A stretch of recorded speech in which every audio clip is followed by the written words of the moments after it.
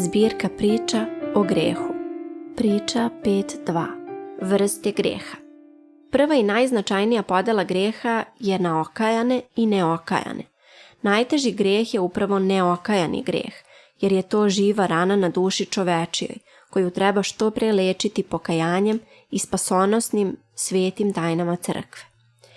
Pored ove osnovne podele, grijesi se mogu uopšteno podeliti na neverje, maloverje, sujeverje, vraćanje, jeres, hulu, zaklinjanje, nemolitvenost, nemar, lenjost, prelest ili obmana, gordost, sujetu, taštinu, čovekougađanje, naprasitost, razdražljivost, gnev, osuđivanje, čamotinju ili uninije, praznoslovlje, laž, krađu, zlopamćenje, pakost, lukavstvo, srebroljublje, klevetu, stomakougađanje, pijanstvo, ubistvo, samoubistvo, čedomorstvo ili abortus, blud, preljubu, rukoblud, homoseksualnost, sodomiju itd.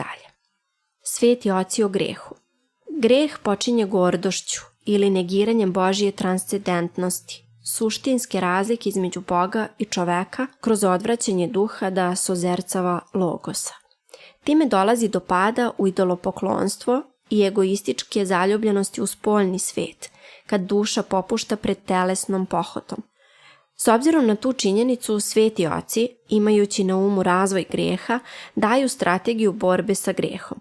Oni ističu greh delom, kao posljednji stupanj u razvoju greha, a prvi u borbi s grehom, dok je pomisao na greh prvi stupanj u razvoju greha, a posljednji u borbi s grehom.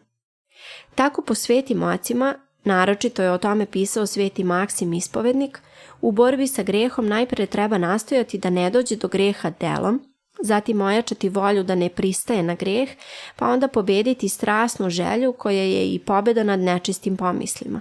Dakle, ogrehovljena priroda može biti prevaziđena, a prevazilaženje prirode je privilegija i funkcija slobodnog duha, stvorenog po slici i prilici Božjoj. Greh je bunt protiv Boga i prirode, to jest zloupotreba slobodne volje koja je Božji dar svesnim bićima, čoveku i anđelima.